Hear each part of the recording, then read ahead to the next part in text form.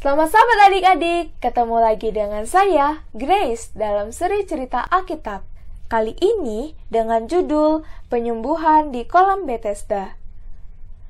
Ayat hafalan kita pada hari ini tertulis di dalam Efesus 2 ayat 8. Sebab karena kasih karunia, kamu diselamatkan oleh iman. Itu bukan hasil usahamu, tetapi pemberian Allah. Pekabaran, Yesus melihat keperluan kita dan menolong kita. Pernahkah kamu sangat menginginkan sesuatu dan harus menunggu lama untuk itu?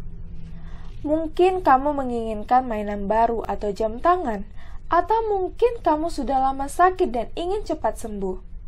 Orang dalam cerita kita hari ini tahu apakah arti yang sangat menginginkan sesuatu dan harus menunggu lama untuk itu. Yesus sudah datang ke Yerusalem untuk menghadiri sebuah pesta. Ketika dia berjalan sendirian pada suatu hari Sabat pagi, ia berpikir secara mendalam. Segera dia tiba dekat sebuah kolam Bethesda. 5 serambi yang indah mengelilingi kolam itu. Ini adalah semacam tempat yang seharusnya tenang. Itu seharusnya dikelilingi dengan tanam-tanaman hijau yang subur dan bunga-bunga yang berwarna-warni. Tetapi itu adalah sebuah tempat penyakit dan kesengsaraan. Di sekeliling kolam itu, orang-orang bergerumul. Orang-orang sakit berbaring di setiap sudut atau duduk membungkuk. Begitu banyak orang dihentikan Yesus. Dia melihat sekitarnya. Dia melihat orang buta, orang tuli, dan orang timpang. Dia melihat beberapa orang dengan masalah perut dan penyakit kulit. Sebagian menderita masalah kesehatan mental. Ia kasihan kepada orang-orang yang lanjut usia, anak-anak, dan semua mereka di dalam segala tingkat usia. Semua orang ada di sini mengharapkan sebuah mujizat, tetapi ini adalah sebuah tempat yang sedikit memberi harapan. Bagi kebanyakan orang itu adalah sebuah tempat yang mengecewakan. Orang-orang menunggu air kolam berguncang.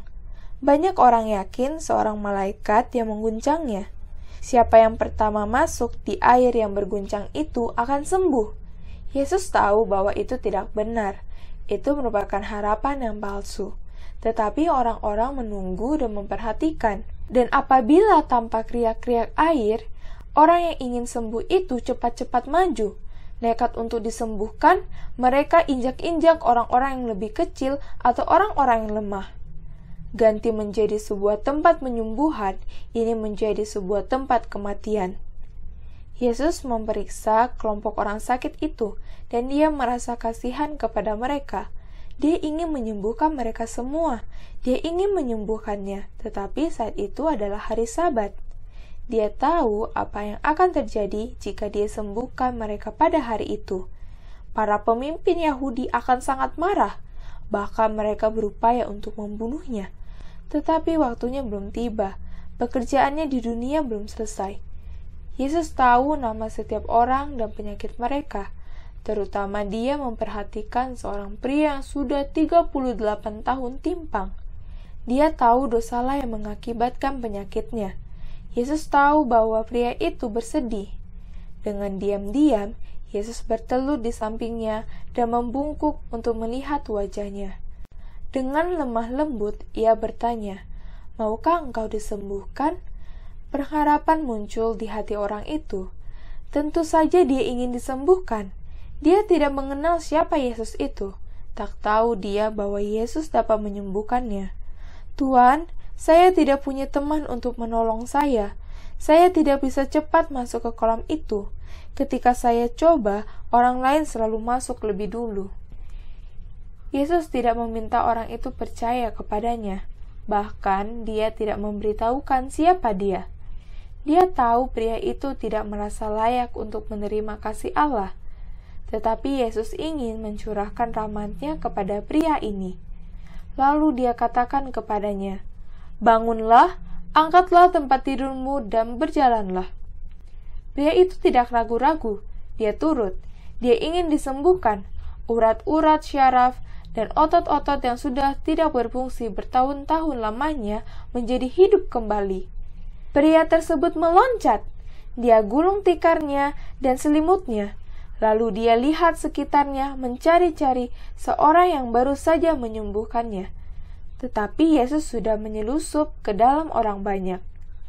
Kemudian Yesus bertemu dengan pria itu di Ka'bah. Pria itu sangat bersuka cita. Lalu dia ceritakan kabar baik tentang Yesus kepada setiap orang yang dia jumpai. Pada hari itu, Yesus menyembuhkan tubuh seorang pria. Rahmat penyembuhan Yesus juga membawanya kembali kepada Tuhan. Dengan kasih, Yesus berkata kepada kita, "Maukah engkau disembuhkan?" Dia menginginkan kita menjadi sehat dalam tubuh dan roh. Dia mau mencurahkan rahmat-Nya kepada kita juga. Maukah engkau menerimanya pada hari ini dan membiarkannya menjadi juru selamatmu juga?